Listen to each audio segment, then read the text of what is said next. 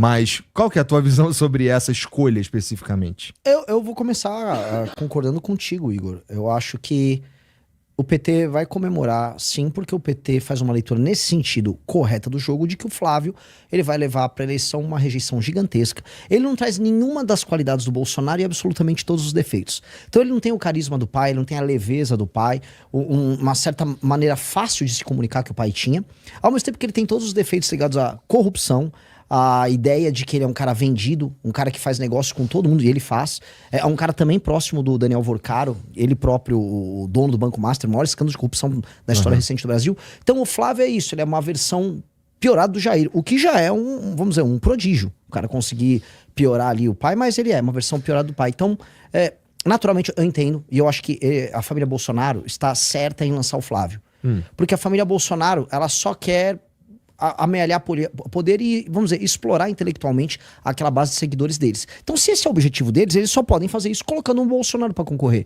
E no caso, o Flávio é o único que pode. Então, eles não teriam outra coisa a planejar. E esse... Bom, tu mencionou o Daniel Vorcaro, esse só esse nome e o Banco Master já abre aqui um monte de coisa pra gente conversar também, né? E aí, já então a gente volta pro outro assunto lá. Sobre o Banco Master, talvez esse cara, o Daniel Vorcaro, ele seja... ele é o elo mais recente que a gente encontra, inclusive entre Alexandre de Moraes e Flávio Bolsonaro. Isso aí só um elo, porque tem uma porrada de coisa. Daniel Vorcaro e o Banco Master estão envolvidos num monte de coisa, né? Como você disse, um maior escândalo recente, né? Qual que é descobrir e esse escândalo do Banco Master vir à luz, na tua opinião, qual que é o efeito político disso? Especialmente quando a gente fala no ano que vem. Eu acho que, assim, como é um escândalo que nem sequer a imprensa está cobrindo como deveria, as pessoas não estão dando a dimensão real do que ele é. Ele é muito maior do que a Lava Jato no aspecto do envolvimento político. É o primeiro escândalo que envolve situação inteira, oposição inteira, centrão, Suprema Corte, até influencers fitness, a gente tem categorias específicas. Envolve um cara, o Daniel Vorcaro, que ele vem sendo chamado de o Jeffrey Epstein brasileiro, porque ele fazia grandes festas muito licenciosas do ponto de vista sexual, e dizem por aí que ele tem imagens, fotos, vídeos de grandes figurões da política brasileira participando dessas festas. Ele é conhecido por essas festas, só para deixar claro, festas que contavam também com grandes influenciadoras e alguns influenciadores também, meio bonitonas e tal, mulheres famosas. Então o fato é, se o Daniel Vorcaro abre a boca, boa parte da política brasileira cai. Então a coisa já é nesse nível, mas a coisa é muito profunda. É desse tamanho, né? É desse tamanho.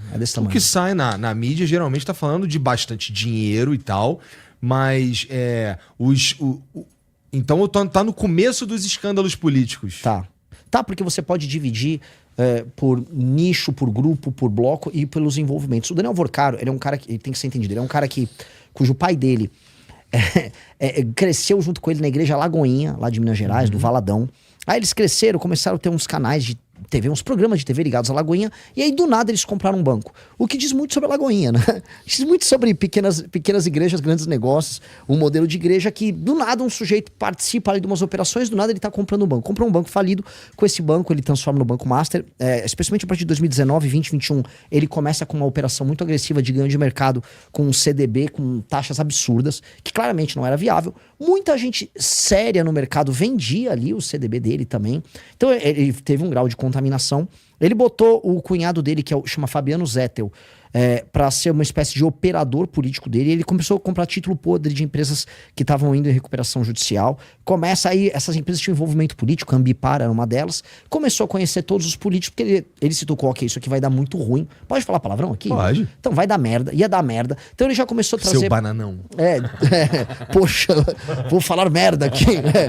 E aí ele começou a meter todo mundo no esquema. Então, por exemplo, o Ciro Nogueira, que é o grande operador político do PP, do Progressista, é um cara que foi Lula, foi Bolsonaro, ele é o que for. E agora é Tarcísio, né? O cara que cuida da parte política da candidatura do Tarcísio. Ciro Nogueira chama a galera, apresenta um, apresenta outro, aí ele chama o Guido Mantega foi do PT, apresenta o Lula, aí conhece o Lewandowski, aí começa a ver, bom, se vai dar caca, porque uma hora esse golpe vai estourar, eu preciso jogar a bucha em alguém. Aí ele conhece o Rueda, que é do União Brasil, que é um partido hoje sócio federado com o do Ciro Nogueira, que é do PP. O Rueda apresenta o governador do DF. O governador do DF, Banês, vem com a ideia incrível de pegar um banco público para comprar o Banco Master que estava quebrando. Aí não compra, mas compra os títulos podres do Banco Master. O Ciro Nogueira, vendo que vai estourar lá em Brasília, ele entra no STF com a emenda Vorcaro, que era basicamente para alterar o Fundo Garantidor de Crédito, do limite que cada pessoa física ou jurídica pode receber de 250 mil para 1 milhão, para a galera que tomou o calote não tomar um calotão, ou seja, jogar na conta do restante da população e dos bancos. No fundo, isso tem um custo financeiro.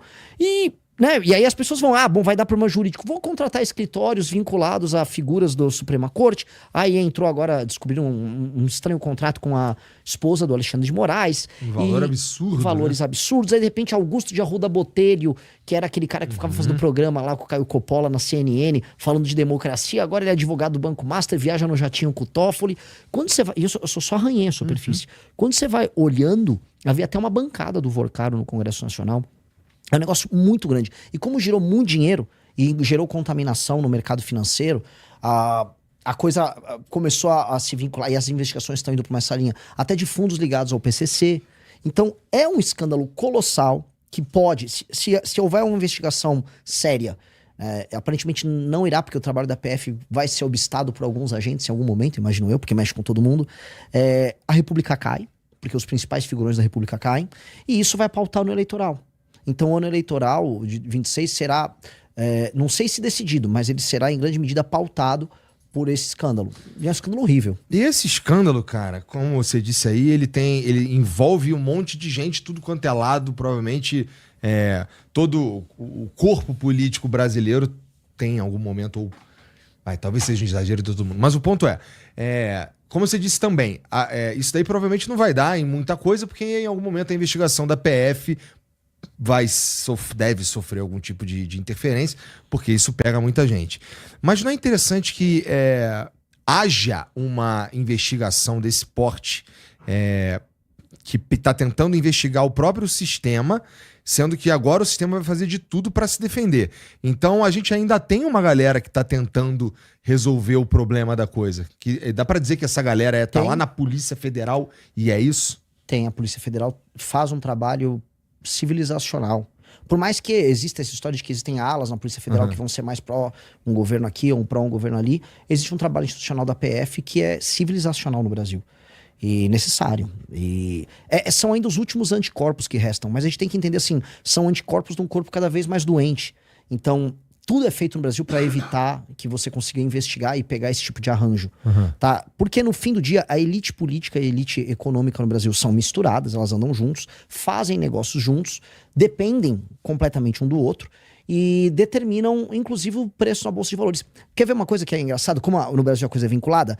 O tema que fez preço para cima ou para baixo de dólar e bolsa no Brasil foi saber quem é o candidato que pode ou não derrotar o Lula. Se apareceu o Tarcísio bem na pesquisa, ou dizem que ele vai ser candidato, aí sobe a bolsa. Se não cai. Por quê? Porque a economia, ela depende de decisões eminentemente políticas. Uma coisa está muito amarrada na outra. Isso é coisa de país de terceiro mundo.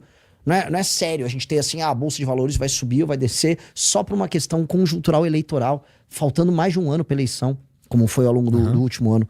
Eu acho isso grotesco, né? Mas isso é sintomático de um país que institucionalmente está muito falido.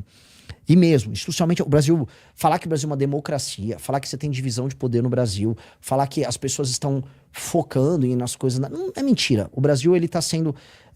Existe um Brasil institucional sério, que deveria basicamente administrar e governar o Brasil e fazer a vida das pessoas melhorar.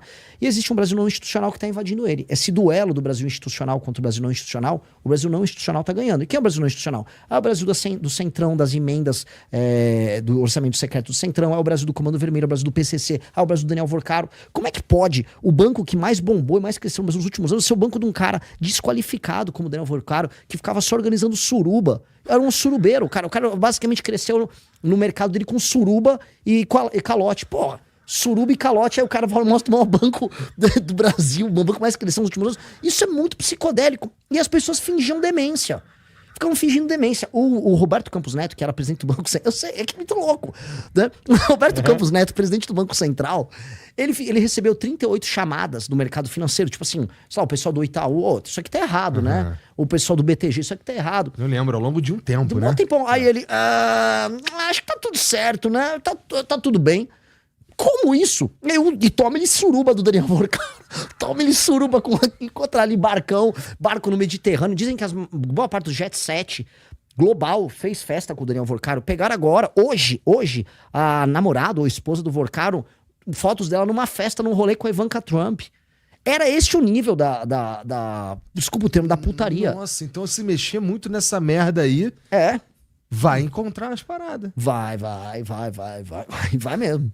E esse é um negócio, isso vai pautar a política no que vem. Agora, como é que pode uma turma dessas ter chegado onde chegou? É um negócio muito desqualificado. Assim como pode ter fundos ligados, vamos dizer, ao mercado imobiliário ligado ao PCC. A coisa tá neste nível. O nível de promiscuidade do Brasil não institucional com o Brasil institucional, o Brasil que tem que ser sério, tá gigante a ponto de você não saber separar. E virou aquela coisa da farinha pouca, minha opinião, primeiro. Agora tá tendo em São Paulo, pegaram algumas conversas disso, o Jornal Metrópolis vazou, promotores, reclamando, pô, eu tô aposentado agora, mal me aposentei, só tô ganhando 70 mil reais, podia ter direito a mais coisa, não tenho.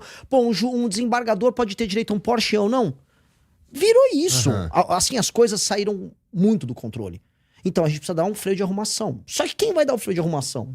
Né? Aí tem eleição no que vem. Não quero fazer propaganda aqui. Tá.